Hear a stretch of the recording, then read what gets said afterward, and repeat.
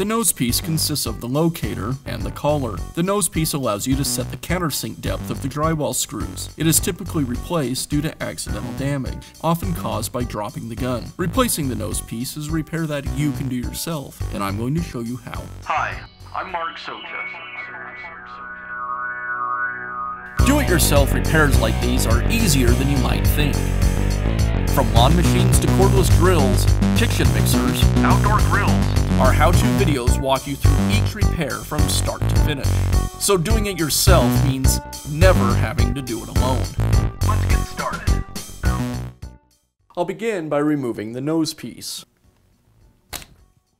Now I can install the new nosepiece. I align the tabs inside the locator with the grooves on the clutch housing. Once aligned, I just press the collar into place.